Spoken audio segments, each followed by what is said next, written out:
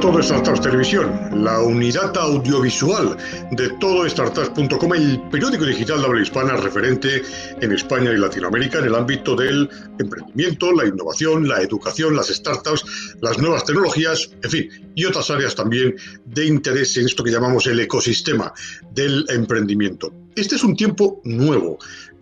Todo el mundo lo sabe, no hay que inventar nada, puesto que lo hemos vivido o sufrido durante estos 2 o 3 últimos meses. Y nuevo es también el formato de esta serie de entrevistas que celebramos fuera de nuestro clásico plató de televisión. Un plató cerrado temporalmente por las razones que todos conocemos, el estado de alarma. Ese tiempo de confinamiento especial que se abre a la esperanza de la recuperación económica ya mirando hacia el verano, no obstante, no nos va a impedir conectar con los creadores de nuevos proyectos emprendedores, a quienes damos voz desde Todo Startups, así como también a los especialistas que pueden hacer mejor, más fiable y diría yo que hasta garantista toda iniciativa empresarial y emprendedora. Este sería el caso del invitado con el que seguimos esta nueva etapa en entrevista Todo Startups por videoconferencia hasta que regresemos al 100% a la normalidad. Diego Luque es abogado, es miembro del bufete de Cazorla Abogados, es especialista en Derecho Público y, entre otras titulaciones, máster en tributación por el CEF, Centro de Estudios Financieros, área que seguro que le inspiró a la hora de plantearse escribir un libro sobre cómo mejorar nuestra capacidad de ahorro, por ejemplo, entre otros temas. Controle su dinero y viva tranquilo. Ese es el título del ensayo cuya segunda edición acaba de lanzar al mercado, lo cual en estos tiempos es no solo difícil, complejo, sino todo un ejemplo de heroísmo editorial. Diego, ¿qué tal? Muy buenas. ¿Qué tal? Buenas tardes, Luis, ¿cómo estás? ¿Cómo se te ocurrió escribir sobre ese tema? Bueno, vamos a ver, a mí se me ocurrió escribir quizá por una combinación de 3 factores distintos. Como ya has dicho, yo soy abogado y ya podéis imaginar que los abogados tenemos ya la costumbre de escribir bastante desarrollada y eso, en cierto modo, pues también te invita pues a plantearte la posibilidad de hacer tú algún libro, algún capítulo, algún ensayo, etcétera. Entonces, eso, desde luego, es un punto de partida importante. Luego, por otro lado, aunque es de manera parcial, pues también tengo una cierta actividad docente desde hace ya 4 o 5 años y bueno, es cierto que es una materia que siempre me ha interesado mucho porque me ha gustado la docencia, me ha gustado la divulgación, esa posibilidad de transmitirle a la gente algo que tú puedes, algo de tu conocimiento, algo que tú puedes proporcionar a los demás, y esos 2 factores unidos al interés que tengo desde hace ya bastantes años en las finanzas con carácter general, pero en particular en las finanzas personales, pues toda esa combinación es lo que ha hecho que me lanzara a escribir este libro. Y luego, pues a la hora de preparar el libro, de plantearlo, de ver cómo hacerlo, pues yo en un primer momento sí que intenté centrarme mucho en el sistema de gestión que yo sigo a nivel particular, que a mí me funciona ya desde hace muchos años y que he ido perfeccionando a lo largo del tiempo. Pero, bueno, pues conforme iba redactando, conforme iba preparando el documento y también compartía mi opinión con gente de mi entorno, pensé que quizá pues no era lo más interesante al principio centrarse en hablar de un método de gestión, sino que era muy importante inicialmente que ser capaz de trasladar al lector la importancia que tiene la economía a nivel general para todos nosotros, porque es un mundo en el que estamos inmersos, del que no podemos salir, porque todo tiene un matiz económico en cualquier decisión que tomamos en la vida. Entonces, pensé que quizá era muy importante empezar el libro, esa primera parte del libro, enfocándolo de esa manera, de tal forma que el lector primero advirtiera la importancia de la economía, la importancia de tenerla controlada, para a partir de ahí hablar de un método de gestión y finalmente exponer el mío. Pero ya digo, es un libro que está muy encaminado al público en general, no es un libro como tal de inversión, sino que es, digamos, el libro cero para quien quiera empezar a conocer el mundo de la economía a nivel particular y luego posteriormente quiera entrar en inversiones, quiera entrar en otro tipo de cosas, pues es la punta de lanza para iniciarse aquellos que a lo mejor no tienen muchos conocimientos o aquellos que tienen curiosidad por ver cómo pueden controlar sus finanzas para a partir de ahí pues acometer inversiones o afrontar decisiones de futuro con una mayor seguridad y con una mayor certeza y suficiencia, sin lugar a dudas. Qué importante es conocer un poco de economía, hombre, ¿no? De la micro sí, por supuesto, evidentemente esto las propias amas de casa, los amos de casa saben muy bien, de manera forzada, conocimiento sobre la microeconomía, pero de la macroeconomía, bueno, es otra área mucho más complicada, más compleja, pero para eso recurrimos siempre, nosotros, yo por ejemplo, que soy de letras, pues a los que entendéis, ¿verdad? A los que conocéis, pues tú también eres de letra en principio, aunque te has evolucionado hacia más lo económico, pero sí que echamos mano de los expertos para que podáis traducirnos un poco al lenguaje más sencillo, más común, del común de los mortales, algunos conceptos. Y, por ejemplo, me gustaría que nos tradujeras esta idea en tiempos como los actuales, al poco de salir de una crisis, la de 2008, que aún la recordamos y estamos a las puertas, según esos expertos a los que aludía, de una nueva crisis importante. Permíteme, Diego, una pregunta retórica. ¿Nuestro dinero puede estar en este momento tranquilo, a salvo? Bueno, desde luego es una pregunta que tiene mucho interés y es muy compleja. Y la realidad es que yo creo que estando como estamos en España dentro del marco de la Unión Europea, eso nos garantiza una protección a nivel jurídico y económico de que lo razonable, desde luego, invita a pensar que nuestros socios europeos nos echarán una mano, desde luego, en esta situación tan adversa que existe a nivel general y a nivel particular en España y en Italia, que quizás somos los dos países de la Unión Europea que han sufrido las consecuencias más devastadoras de la situación que afrontamos y que, desde luego, como ya yo creo que todos asumimos y conocemos, esto no se queda en una crisis temporal, no se queda en esa remontada en V de la que se hablaba en un principio. Ya casi que hemos visto casi todo el abecedario posible de recuperación, pero tenemos la V, ahora se piensa en la U, se habló en su momento también de que fuera una L, es decir, que costara mucho más llegar a volver a la senda actual. Bueno, la realidad es que la deuda de nuestro país se ha incrementado en unos niveles muy, muy altos.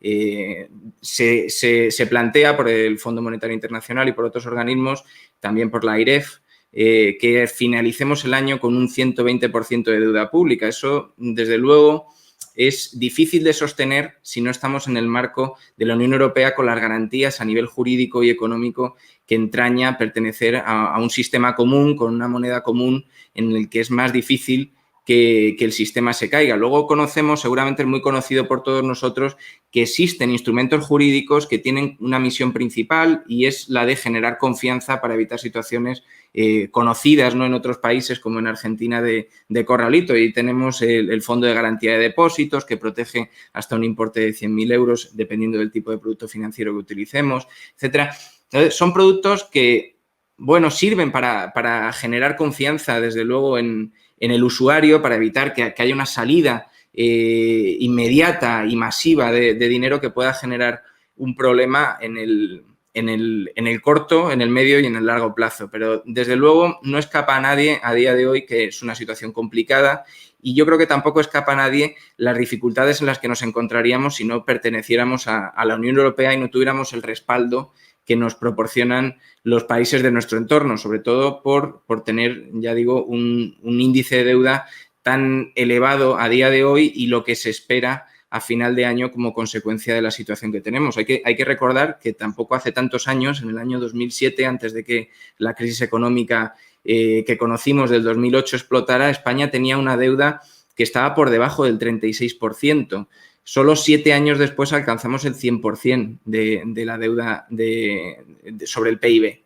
Entonces, bueno, pues desde luego es una situación difícil, eso creo que no escapa a nadie, pero yo creo que gracias a los mecanismos también de la pertenencia a la Unión Europea, creo que podemos estar razonablemente tranquilos. Eso no significa que estemos contentos o que dejemos de estar preocupados. Yo creo que sí que es una situación preocupante, pero bueno, no hay que perder la calma ni perder la compostura ni perder los nervios, ¿no? Porque es una situación que nos costará, ¿no? Hace un par de semanas o 3 salió un informe de la AIREF realmente preocupante, ¿no? Que hablaba de 20 años de recuperación para España. Entonces, no es una situación, desde luego, sencilla, no es una situación cómoda para nosotros y no es una situación cómoda en general para la Unión Europea, pero es cierto que a nosotros nos ha tocado muy fuerte y que no hay que perder la confianza en ese sistema común en el que nos integramos y que tiene una vocación, aunque hemos visto recientemente la salida del Reino Unido, ¿no? Que es un poco una quiebra de esa voluntad que subyace en la Unión Europea y que es una tendencia cada vez más a homogeneizar esa unión y que no sea un conjunto de países heterogéneos, sino una unión más homogénea como puede suceder, por ejemplo, en Estados Unidos. Y de ahí, pues, la homogeneización de regímenes jurídicos, de tributos, etcétera. Entonces, bueno, pues preocupante sí, yo creo que no deberíamos perder la calma, por lo menos en las circunstancias actuales. Ya empezamos a ver la recuperación también de índices bursátiles, que eso también es una buena noticia, ¿no? Pero bueno, no quita desde luego que es una situación complicada, eso creo que no escapa a nadie y no creo que nadie lo dude a día de hoy. O sea que... Como esta entrevista está grabándose, está grabada, entonces, en fin, para que no quede descontextualizada, dado que quedará colgada en YouTube para los restos, este análisis que está realizando Diego Luque se celebra el 2 de junio, en un momento en el que estamos a las puertas de inaugurar el sector turístico, que es fundamental para el Producto Interior Bruto y que, en fin, va a poder quizá dar un pequeño respiro a la economía a final de año, aunque realmente me parecía preocupante lo que decía la AIREF, en efecto, 20 años para que se recupere España. Cabe pensar que otros países también de nuestro entorno, Italia, Francia, quiero decir, todos, incluido el Reino Unido, aunque esté ahora afuera, todos están sufriendo en alguna medida peor o mejor el embate de la pandemia del COVID. Es más, puede que hasta los egoístas países del norte se replanteen a lo mejor ese mal guiño hacia los países del sur, ¿verdad? Ya veremos cómo evoluciona su caso. Efectivamente, ya veremos cómo evoluciona, a ver si cambian un poco ese parecer inicial. Yo creo que ya se están acercando un poco más a la situación y seguramente acabará llegando a un acuerdo. Lo que no sabemos si será tan satisfactorio como el que solicita el Estado español, pero bueno, me imagino que se quedará posiblemente en un camino intermedio, ¿no? Entre lo que se pide y lo que finalmente se concede y desde luego estará condicionado a destinar el gasto, que no es, también en cierto modo es una manera de control, ¿no? De intervención, controlar a qué se dedica ese dinero que la Unión Europea nos presta. Entonces, bueno, pues es importante, tampoco creo que sea malo en sí mismo, ni desde luego no podemos reprocharle que nos quieran controlar ese dinero porque cualquier prestamista, entre comillas, pues lo haría con su deudor. Entonces... Pero estos son amigos nuestros, ¿eh? Esto no es Oliver Twist, es decir, se supone que son amigos. Déjame que bajemos un poco al terreno de lo más doméstico, del que hablas notoriamente en tu libro. Poseamos el dinero que poseamos, da igual la cantidad. Hablas de la necesidad de disponer de un método de gestión de nuestra economía a escala particular. ¿Por dónde empezamos? Quiero decir, como hacían nuestros abuelos, nuestros padres, un cuaderno debe y haber y arreando.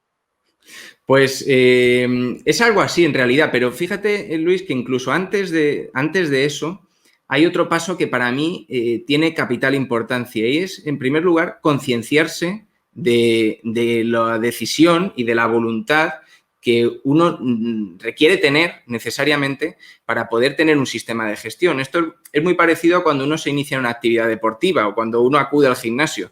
No se trata de ir un día y abandonarlo. Establecer un sistema de gestión no es algo que yo pueda hacer una vez y luego a los 2 años o a los 3 años volver a hacerlo, sino que esto es una cosa que requiere constancia. Ojo, no requiere tiempo en realidad, porque aunque no lo creamos, cuando empezamos a establecer el sistema, ya lo tenemos internalizado, ya empezamos a funcionar con él, ese sistema se acaba formando parte de nuestro subconsciente y se queda muy internalizado en nuestra mente y a partir de ahí funciona de una manera cuasi automática. Entonces, en realidad, esa primera barrera, que es la que le sucede a la gran mayoría de la gente con respecto a esto tiene que ser muy pesado hacerlo, pues en realidad no es así. puede costar un poco iniciarlo, en realidad no tanto.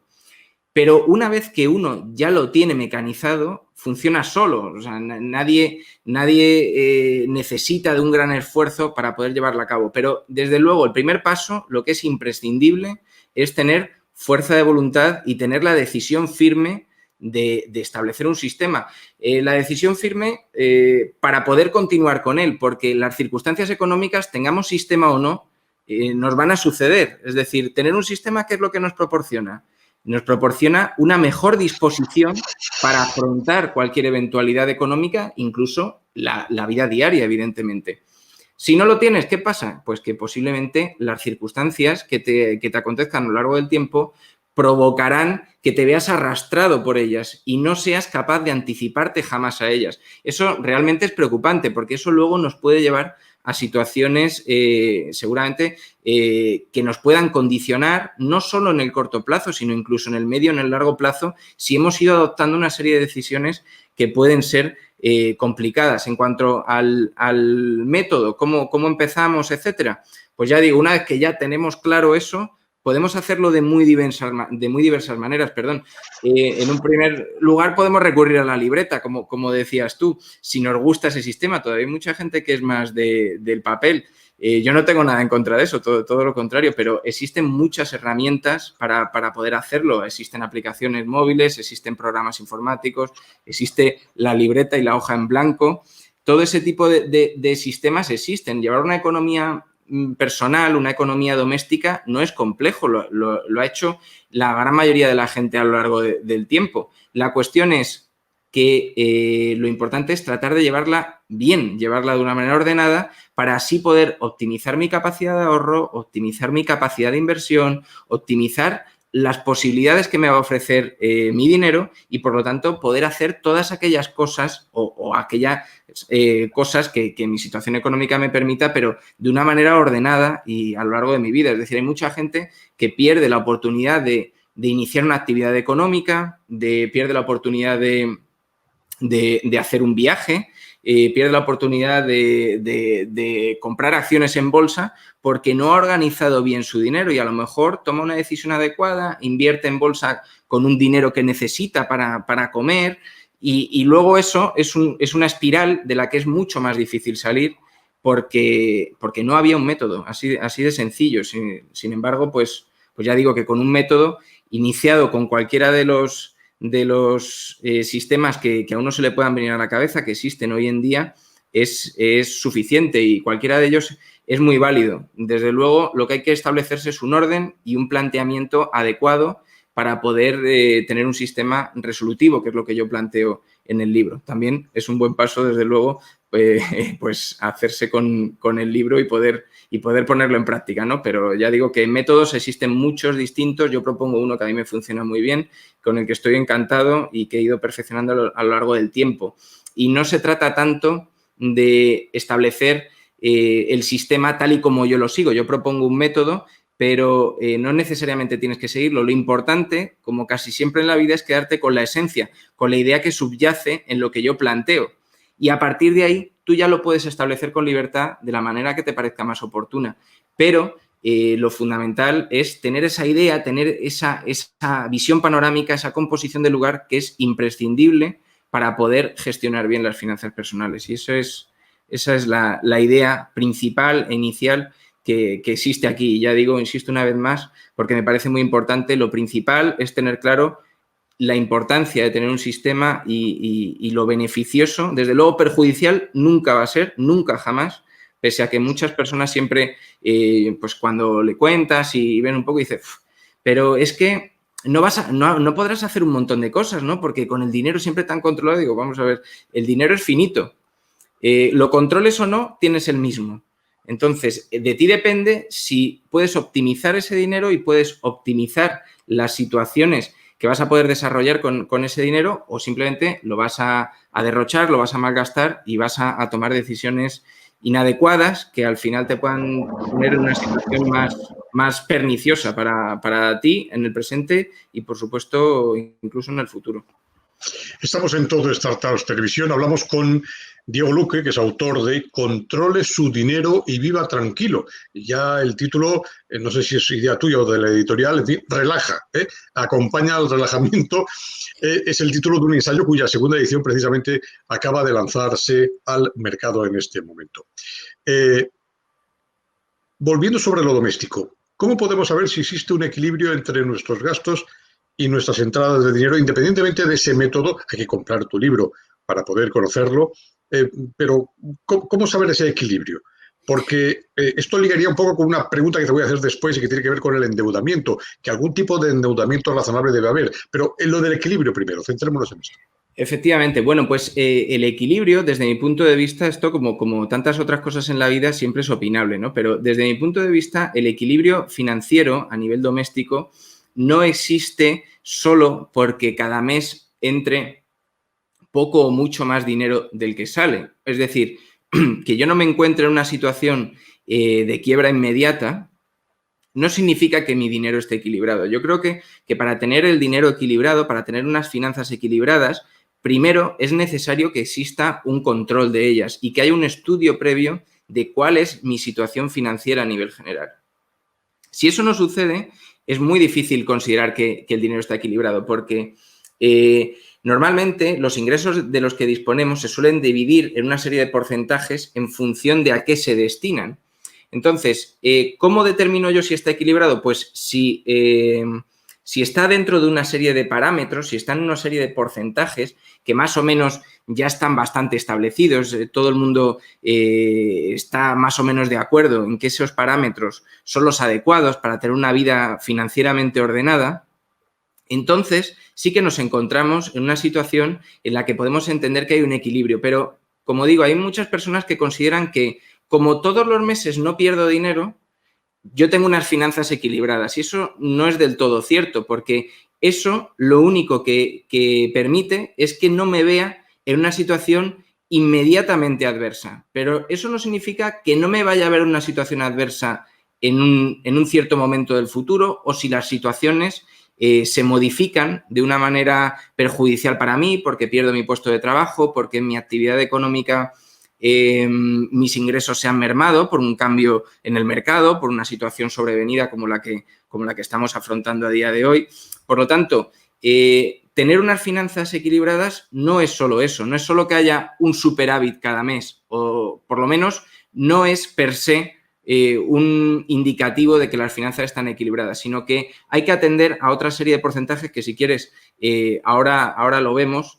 Y hablamos sobre ello con ocasión de lo que mencionabas del endeudamiento, pero a partir de ahí es cuando podemos empezar a tener en cuenta que nuestras finanzas están más o menos controladas. También para mí es muy importante que seamos conscientes de nuestra capacidad de reacción ante imprevistos. Una persona que no tiene una capacidad de reacción ante imprevistos mínima, por más que tenga un superávit mes a mes, eso no implica que tenga unas finanzas realmente equilibradas, porque el equilibrio, imaginemos a nivel empresarial, una empresa que tiene una situación sobrevenida como esta, en la que a lo mejor su facturación va a bajar 6 meses o un año e inmediatamente tiene que echar el cierre, posiblemente, pues hay muchos factores, evidentemente las generalizaciones siempre traen equívocos, pero si tiene que echar el cierre de una manera inmediata, posiblemente es porque no había una previsión suficientemente adecuada, como vimos también en la crisis económica, ¿no? Yo, que soy aficionado al automóvil, recuerdo en el año 2008 cómo enseguida empezabas a ver en los portales de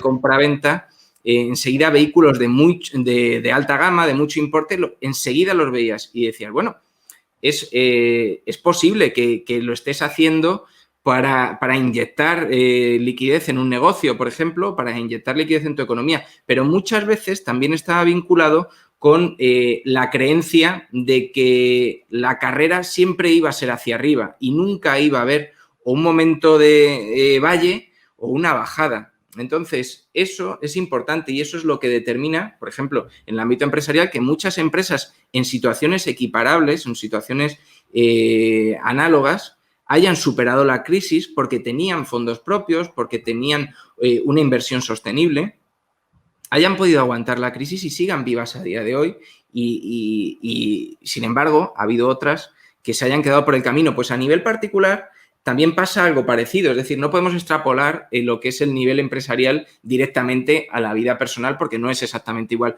Pero sí que hay una serie de parámetros que son muy positivos que podemos extraer y que es muy interesante que ese aprendizaje del negocio lo traigamos también a la vida personal para tener esa capacidad de soportar situaciones de mayor estrés a nivel financiero. Entonces, ya digo que el equilibrio no está solo en ver los números negros al final de mes en nuestra cuenta bancaria, sino que trasciende y va más allá de eso, requiere de un análisis más profundo y de hacerse una visión, como digo, panorámica de nuestras finanzas personales y de tener un control y hacer un análisis que ya digo que si quieres ahora, si hablamos del endeudamiento, pues precisamente lo podemos abordar. Sí, Diego, porque toda economía doméstica o empresarial, bueno, hasta los gobiernos, ¿verdad? Tú citabas antes el Estado español, esa capacidad de endeudamiento necesario de los países, bueno, pues precisa de un cierto grado de endeudamiento, por lo general para poder acometer, pues esto, imprevistos, adquisiciones que mejoren nuestra situación. ¿Cómo establecemos el límite de dicho endeudamiento en nuestro hogar, en casa? Vale, pues mira, generalmente ya hay unos porcentajes bastante convenidos por entidades bancarias, incluso por el Banco de España, por toda serie de organismos financieros que confluyen en la necesidad de que se establezca un porcentaje de endeudamiento que no supere en ningún caso el 40% a nivel global. Es decir, si tengo distintas deudas, nunca podrán superar el 40% de mis ingresos netos. ¿Esto qué significa? Bueno, pues que si nos endeudamos más allá, como decíamos antes, entramos en el riesgo de no poder cubrir otra serie de gastos corrientes que podemos tener. De hecho, como decía, se habla siempre de un porcentaje máximo de un 40% que a mí no me parece recomendable. Lo normal es moverse entre el 30 y el 40%, pero desde mi punto de vista tendría que estar más cercano al 30, desde luego, que al 40. Se establece como punto medio normalmente el 35. Ya digo que desde mi punto de vista es más recomendable un 30% por un criterio un poco de prudencia, ¿no? Pero lo normal es que si tuviéramos el 100% de nuestros ingresos y los tuviéramos que trocear, los tuviéramos que dividir en qué vamos a destinar cada parte de esos ingresos, el 30-35% lo destinaríamos a acometer el pago de nuestras deudas, ¿no? A tener un cierto endeudamiento. Aproximadamente un 50% lo destinaríamos a los gastos corrientes, alimentación, ocio general, etcétera. Y el resto, 15-20%, lo destinaríamos al ahorro. Yo en mi libro, cuando hablo del ahorro, que le doy una importancia capital en todo momento, lo hago estableciendo un porcentaje del 20%, porque para mí hay un error que es muy habitual, ¿no? Por lo que yo voy viendo de la gente a la que pregunto, de la gente de mi entorno, de cuando he ido preparando el libro, me he ido informando mucho sobre ese tema. Pues la mayoría de la gente cuando le preguntas, oye, ¿cuánto has ahorrado este mes? Pues la mayoría te dicen, es que este mes tuve un viaje y apenas pude ahorrar. Para mí eso es un error de concepto y es lo que hablaba antes de tener una voluntad, de tener una economía controlada. El error de concepto está en ahorrar en función de lo que gasto y no en gastar en función de mi capacidad de ahorro. Es un cambio que es fundamental y es un cambio de paradigma mental para nosotros que debemos asumir, porque uno puede gastar todo aquello que excede de su capacidad de ahorro o de su capacidad de endeudamiento. Eso es lo que puede gastar si quiere, evidentemente. Pero lo que no puede hacer es dejar de ahorrar para gastar, sobre todo cuando estamos hablando de endeudamiento, cuando estamos hablando de gasto, endeudamiento siempre entendemos como un endeudamiento generalmente dedicado a una inversión, ¿no? Sea de la naturaleza que sea. Y cuando hablamos de gasto, hablamos del gasto en consumo, digamos, un gasto que no es eficiente a nivel particular, que no nos va a proporcionar un rendimiento como tal.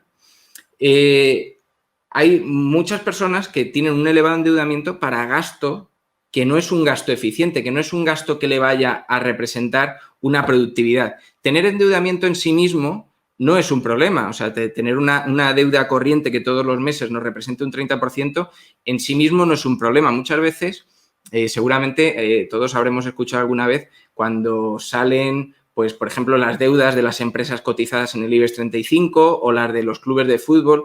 Y mucha gente se echa las manos a la cabeza y dice, pero bueno, ¿cómo es posible que tenga esa deuda, ¿no? Y les genera con mucha tensión. Parece que la compañía se va a caer mañana, ¿no? Tener mucha deuda, en principio, en condiciones normales, significa que tienes mucha capacidad para afrontar ese gasto, porque lo normal, ¿no? En términos racionales, es que nadie te preste dinero si no vas a poder devolverlo. Nadie suele ser tan filántropo, desde luego en una actividad económica no suele ser así. Entonces, tener una gran deuda, en principio, es indicativo de una gran capacidad de generar ingresos. Y luego, por otro lado, lo normal es que uno se endeude, sobre todo en el ámbito empresarial, se endeuda porque pretende conseguir un objetivo mayor. Es decir, si yo pido un crédito y lo estoy pagando al 5%, pero es porque voy a construir un nuevo centro comercial y de ahí pretendo obtener una rentabilidad del 15%, mi endeudamiento es magnífico porque con el dinero de un tercero yo estoy generando mayor beneficio. Ese es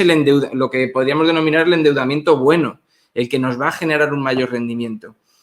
Y, sin embargo, si yo me estoy endeudando simplemente para gastar, ¿no? Si pido un crédito para celebrar una comunión o para irme de vacaciones, pues eso puede generar en mí, si no tengo una economía bien controlada, si no tengo una economía bien saneada, me puede generar entrar en una bola de nieve cada vez más grande que me lleve a una situación de quiebra. Por lo tanto, el endeudamiento es bueno, o sea, no es malo en sentido estricto, dependiendo de la tipología que sea, no es malo. Y lo que sí que está bastante convenido y está bastante aceptado por el común del sector financiero es que ese endeudamiento a nivel personal no debería superar el 35-40% en el peor de los escenarios. Y luego, ya digo que yo insisto mucho en el porcentaje de ahorro, porque el porcentaje de ahorro, cuanto más lo podamos incrementar, en cierta medida mejor. ¿Por qué? Porque el dinero no va a estar siempre remansado en nuestra cuenta bancaria o no va a estar remansado en el producto financiero de turno, sino que seguramente con el tiempo a lo mejor decidamos adquirir un inmueble como consecuencia de ese ahorro y generar mayor riqueza, decidamos destinarlo a comprar acciones, por ejemplo, de una sociedad cotizada. Es decir, lo podemos destinar a otras muchas cosas que nos proporcionen un rendimiento y esa es la virtualidad del ahorro y ese es el beneficio que nos proporciona el ahorro. Poder acometer inversiones y, por supuesto, inicialmente, cuando estamos empezando, ¿no? Si yo me incorporara ahora al mundo laboral, tuviera que empezar a generar un ahorro, pues tendría que plantearme cuál es mi perspectiva de futuro. ¿Yo qué quiero? ¿Adquirir una vivienda? ¿Quiero iniciar una actividad económica? Etcétera. Para eso primero tengo que tener algo de ahorro, porque si no existe esa capacidad y si no existe ese remanente detrás, difícilmente podría acceder a un crédito en un futuro, sea para una actividad económica, sea para la adquisición de una vivienda, etcétera. Necesitaré ese colchón para poder acometer decisiones de futuro y, por otro lado, también lo necesitaré para tener un fondo de emergencia, que es imprescindible, sobre todo en situaciones de crisis económica como la que parece que ya tenemos encima. Tener un fondo de emergencia para mí es esencial. Es decir, no se puede depender siempre del subsidio por desempleo, no se puede depender siempre de que haya alguna ayuda. Nosotros también tenemos que poner de nuestra parte, nosotros también tenemos que tener un plan de emergencia y desde mi punto de vista, un fondo de emergencia suficiente es aquel que te permite vivir sin tener ningún tipo de ingreso, al menos durante un año. Creo que eso es imprescindible para poder afrontar una situación sobrevenida de crisis o una situación sobrevenida en la que yo me pueda ver perjudicado de alguna manera. O sea, para que entienda que me ha parecido interesante este último dato, o sea, ese fondo de emergencia, ese fondo de rescate, sería el equivalente a lo que yo normalmente gastaría en un año, ¿no? Pues eso sería lo mismo.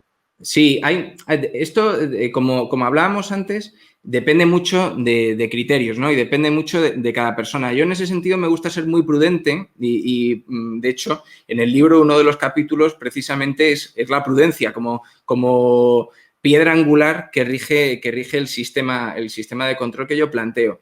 Y hay mucha gente que entiende que combinado con una protección por desempleo como la que existe en España, y bueno, pues subsidios incluso cuando se acaba el desempleo, bastaría con tener un fondo de emergencia entre 3 y 6 meses. Para mí creo que es necesario tener un fondo de emergencia de 12 meses, al menos, porque eso nos permite, sobre todo si lo podemos combinar con una prestación por desempleo, pues no lo agotaremos inmediatamente.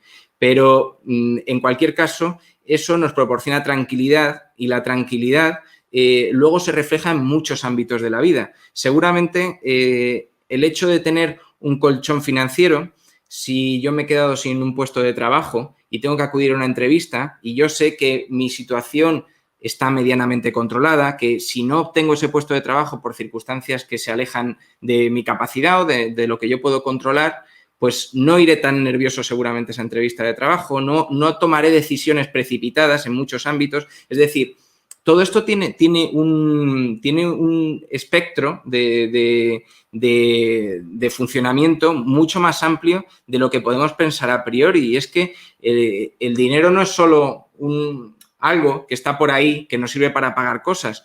Yo siempre lo digo que a mí el dinero lo que más me proporciona es tranquilidad. Tranquilidad para afrontar una situación sobrevenida, una enfermedad, una crisis económica. Son muchas las circunstancias que se pueden suceder y a mí me parece muy arriesgado vivir sin un fondo de emergencia que nos permita manejarnos, por lo menos, que de hoy para mañana no me vea en una situación tan inmediatamente adversa como que ya dependa de terceros, dependa de la ayuda de un familiar o dependa... Hay que intentar pues ser un poco cauteloso, hay que intentar ser ordenado para evitar pues inmediatamente tener que recurrir a la ayuda de terceros o depender siempre de la ayuda de un subsidio del Estado o de cuestiones de ese tipo. Entonces, en la medida de lo posible hay que priorizar tener ese fondo de emergencia y luego ya hablaremos de inversiones, luego ya podremos plantearnos muchas más cosas, pero primero tener cubierto eso.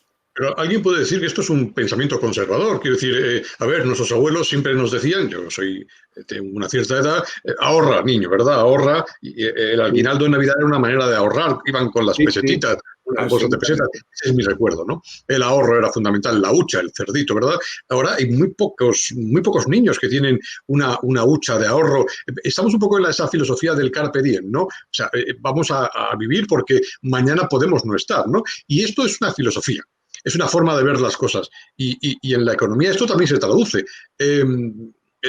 ¿Cómo se puede potenciar entonces, vamos ya mal de tiempo, cómo se puede potenciar esa, digamos, cualidad de saber ahorrar, esa filosofía del ahorro? Quiero decir, cuando estos tiempos son pues muy de consumo. Y consumista, ¿no? Pero los sociólogos ya han escrito tropecientos libros sobre el particular, ¿verdad? Así es. Bueno, una de las cuestiones que trato en el libro, que trato en esta segunda edición precisamente, es una serie de consejos iniciales que nos permitan arrancar en la educación financiera para los niños. A mí me parece que establecer un sistema de paga, ¿no? Como la que teníamos por lo menos en mi generación, se estableció mucho, me parece muy útil porque te enseña a controlar y te enseña a ser consciente de que el dinero no crece en los árboles, sino que es finito y que conviene controlarlo. Y esa es una labor muy importante de los padres. Yo también lo menciono cuando trato esta materia. Yo, en mi época, desde luego, cuando estudiaba en el colegio, no veíamos nada de economía, tampoco veíamos nada de derecho. Son dos materias que a mí me sorprende muchísimo que salgamos de la educación básica sin tener nada de conocimiento sobre esas materias. Y son dos materias que están en el día a día, tanto la economía como el derecho,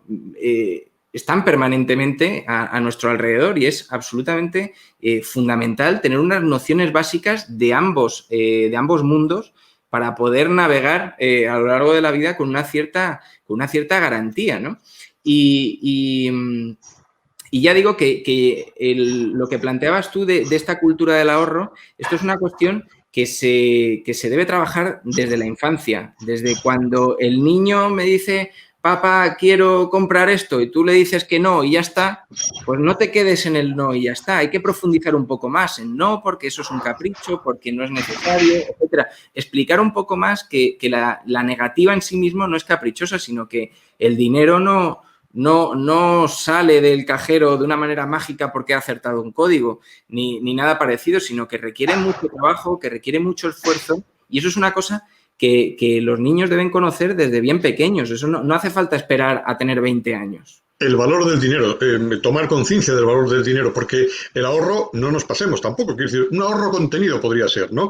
Lo digo porque los economistas son los primeros que dicen que el desarrollo económico está en función de que haya más consumo. Y claro, el que pone el consumo por delante es el bolsillo del particular. Entonces, si gastamos mucho para que la economía vaya muy bien y todo ruede, eso es a costa de mi ahorro, ¿no? De mi capacidad ahorrativa. Por tanto, ahorro contenido sería un poco el Efectivamente, término, ¿no? así es, y como decíamos antes, ahorro dentro de unos porcentajes, porque es normal, la vida nos lleva a un gasto corriente que no vamos a poder eludir. Eso no significa que dejemos de ahorrar, porque efectivamente el sistema en el que estamos inmersos sea un sistema basado en el consumo. Eso está comúnmente aceptado, es así, y de momento el sistema funciona razonablemente bien.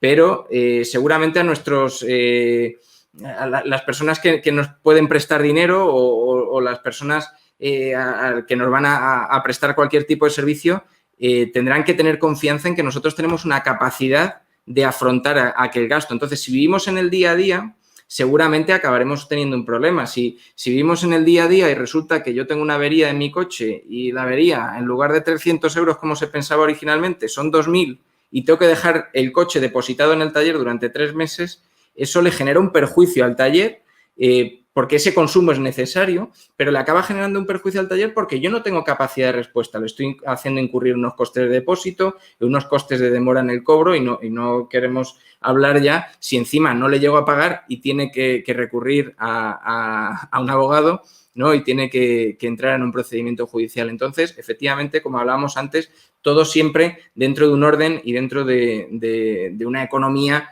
bien ordenada y bien controlada y bien establecida y equilibrada, como hablábamos al principio. Diego Luque, de verdad, muchas gracias. Gracias por participar en este tiempo tan extraño, ¿verdad? Salimos de un confinamiento, no sabemos todavía, aunque, en fin, los economistas, vosotros los expertos estáis un poco barruntando cuál puede ser el escenario que se nos viene encima, pero en realidad no se sabe con una certeza 100% qué es lo que nos vamos a encontrar. Hay algunos países que dicen que en el 2021 se volverá a la situación del 2019, o puede que no. Bueno, qué aventurados son. En nuestro caso parece que somos más prudentes, no tanto quien gobierna como en la oposición, que van a ser tiempos muy duros. Y que no los veamos, al menos que no sean tan duros, ¿verdad? Y que no se quede nadie en el camino. Diego Luque, muchísimas gracias por estar y participar de esta conversación. No lo llamo entrevista, prefiero llamarlo conversación. Se nos ha ido un poco de la mano, pero he preferido que sea así porque estabas contando las cosas muy bien, de manera muy interesante, y creo que puede interesar muy mucho a nuestro lector en Todo Startups, en este caso quien nos ve en la división de Todo Startups Televisión. Muchas gracias, lo dicho. Muchas gracias a vosotros por permitirme participar y darme esta oportunidad. Muchas gracias a ti a nivel particular. Para mí es un placer y un orgullo y una auténtica satisfacción poder compartir esta conversación con alguien como tú, con tu trayectoria y con tu bagaje. Así que muchísimas gracias a vosotros y os agradezco muchísimo la oportunidad. Ahorrémonos lo del bagaje y la trayectoria, no te preocupes, ahí sí que hay que hacer un ahorro contenido. Diego Luque, autor de Controle su dinero y viva tranquilo, es el título del ensayo cuya segunda edición acaba de lanzar al mercado, motivo más que suficiente, más que de sobra para tenerle hoy en Todo Startups Televisión. Es, como saben, este periódico, propiedad del grupo educativo que conforman la Escuela de Negocios, Centro de Estudios Financieros, el CEF, y la Universidad a Distancia de Madrid, la UDIMA. Nos vemos y oímos pronto, emprendiendo y aprendiendo de los emprendedores y especialistas, y ahorrando, si puede ser, contenidamente, como no podría ser de otro modo. Muchas gracias, hasta pronto.